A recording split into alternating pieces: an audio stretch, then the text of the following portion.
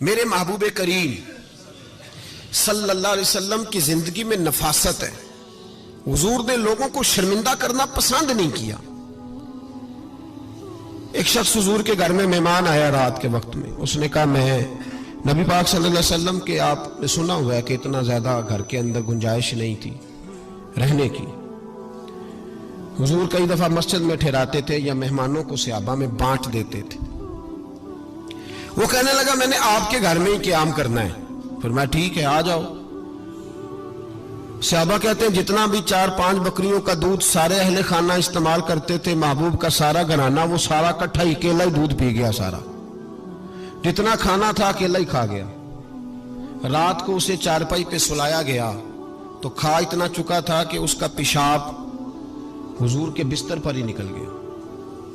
وہ جب آلودہ ہوا تو شرمندہ ہوا, اٹھ کے بھاگ گیا. کسی نے دیکھ لیا تو کیا بنے گا. کہتا ہے میں جب کنویں پہ گیا جا کے میں نے غسل کیا کپڑے دھوئے تو خیال آیا میری تو سونے کی انگوٹھی رہ گئی ہے وہاں. اب طبیعت اجازت نہیں دیتی تھی کہ وہاں لوگ کٹھے ہو گئے ہوں گے. یہاں نماز کے دوران اگر کسی کا موبائل بج جائے نا تو پکے نمازی پکے ان سے نہیں معافی ملتی. وہ جو کچا پکا ہے بیچارہ وہ شاید کسی وقت معافی دے دے. پکے نمازی نہیں معافی دیتے. کہتے ہیں تیرا بج کیسے گیا, تو نے سمجھا ہی نہیں. مجھے ایک شخص نے نا ویڈیو دکھائی, کہنے لگا جی تسی بڑی وکالت کر دیا مولویاں دا حال ویکھو. وہ میں ڈر رہا تھا, میں نے کہا پتہ نہیں اب کیا نکلے گا. کہتے میں نے خود ریکارڈ کی ہے. تو میں نے کہا دکھاؤ. ویڈیو میں یہ تھا کہ نماز امام صاحب نے مکمل کی ہے تو دعا کے ہاتھ پھیرے ہی ہیں انہوں نے, تو وہ موبائل لے کے جا رہے ہیں باہر ٹوٹیوں کے پاس جا کے فون سننا شروع کر دیا. کہنے لگا جی یہ مولویوں کا حال ہے, نماز مکمل نہیں ہوئی فون کان کے ساتھ تو دوسرے کیسے باز آئیں گے. میں نے کہا یہ تو بہت جرم کیا اس نے, تو اس کا پھر کیا اشر کیا آپ لوگوں نے. کہتے نہیں آپ کو دکھانے لو. میں نے کہا پاگل آدمی, اس کے گھر سے بھی فون آ سکتا ہے. کہنے لگا نہیں گھر تو مسجد میں ہی ہے, وہاں سے کیسے فون آئے گا. تو میں نے کہا اصل میں تجھے پتا نہیں, ہو سکتا ہے اس کی بہن نے فون کیا ہو کہ خامن نے 2 تھپڑ مار کے باہر نکال دی ہے.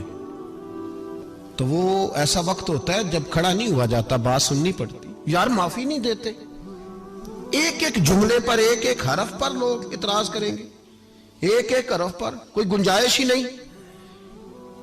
حضرت سیدنا انس بن مالک رضی اللہ تعالیٰ عنہ فرماتے ہیں ایک صحابی اپنے غلام کو مار رہے تھے تو نبی پاک پہنچ گئے. حضور نے فرمایا اسے معاف کر. اس نے کہا کتنی بار. ایک جملہ نبی پاک نے کہا تو حضرت انس کہتے ہیں میرے وجود کے رونگٹے کھڑے ہو گئے. اسے معافی دے دے. حضور کتنی بار. تو میرے نبی پاک نے فرمایا جتنی بار اللہ تجھے معافی دیتا ہے دے نا اتنی بار. وہ اگر تجھے بات بات پہ پکڑے تو تیرا کیا اشر کرے, سوچنا. اور رب زیادہ قادر ہے تجھ پر.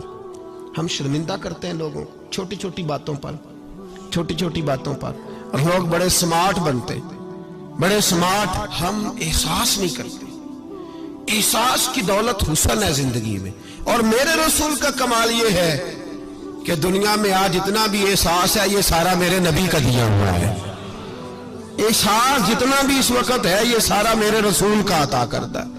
اب میرے اعلیٰ حضرت فرماتے ہیں لوگ دنیا میں گزرتے ہیں نا, لوگ گزرتے ہیں تو وہ جدھر جدھر سے گزرتے ہیں نا وہ بستیاں اجاڑتے جاتے ہیں. اعلیٰ حضرت فرماتے ہیں ان کی مہک نے دل کے غنچے کھلا دیے, وہ جو جس راہ چل دیے ہیں کوچے بسا دیے ہیں, بس جب آ گئی ہیں جوشے رحمت پہ ان کی نظریں جلتے بجھا دیے ہیں, روتے ہنسا دیے.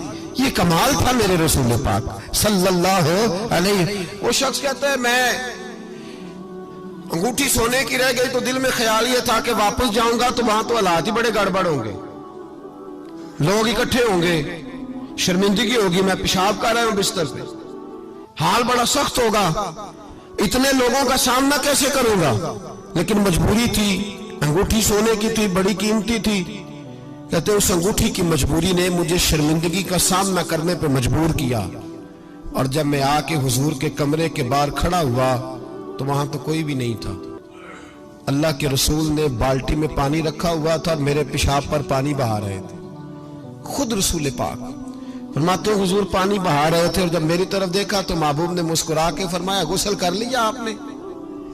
آپ کو تکلیف ہوئی، جب انسان کا معدہ کمزور ہو تو ایسی چیزیں ہو جاتی ہیں، فکر نہ کریں، بیٹھے میں ناشتہ لاتا ہوں۔ کہتے ہیں حضور کے جملے تھے کہ طوفان تھا، وہ حضور کی گفتگو تھی کہ میرے اندر کی ہر چیز بجھاتی جا رہی تھی۔ تیری پہلی نظر کا وار توبہ، دل اب تک دعائیں دے رہا ہے۔ فرماتے ہیں وہ جملے تھے کہ سکتہ کر گئے، تزکیہ کر گئے، تصفیہ باطن کر گئے۔ محبوب یہ کہہ کہ گزرنے لگے تو میں نے بازو تھام لیا، میں نے کہا محبوبہ میں زیادہ پڑھا لکھا تو نہیں، سیانا تو نہیں، زیادہ کھانے والا موٹا تازہ آدمی ہوں، حضور میں کوئی انالیسز نہیں کر سکتا، تجزیہ نگار نہیں، باریک نہیں، پر میرا موٹا دماغ بھی مان گیا ہے کہ آپ واقعی اللہ کے سچے رسول ہیں۔ میرا موٹا دماغ بھی مان گیا ہے کہ آپ واقعی اللہ کے۔ وہ گھر گیا اور قبیلے کے ایک بندے کے پاس گیا۔ حضرت انس بن مالک کہتے ہیں جب واپس آیا تو 500 آدمی ساتھ تھا۔ کہنے لگا سونیا میں اکیلا نہیں آیا، ساری برادری سارا قبیلہ لایا ہوں، اور سب کو میں نے بتایا ہے کہ دنیا میں جسے میں دیکھ کے آیا ہوں ایسا تم نے کبھی نہیں دیکھا ہوگا، جس کی میں زیارت کر کے آیا ہوں ایسا نہیں تم نے دیکھا ہوگا۔ تو محبوبہ ہم سارے آئے ہیں پڑھائے کلمہ، ہم بھی آپ کے غلام بننا چاہتے ہیں۔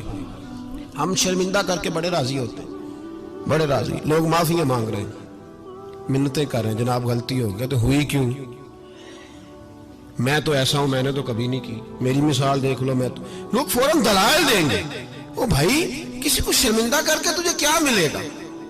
کسی شخص کو تھوڑی دیر کے لیے جھکا کے تیرے نفس کی ایک چیز آپ نے نا پورا رمضان استعمال نہیں کرنی، وہ غصہ ہے۔ سارے روزے نا، یعنی بالکل عین افطاری کے وقت بھی کوئی بندہ غلط بات برداشت، کون سی بات کرنی ہوتی ہے، صحیح کہ غلط؟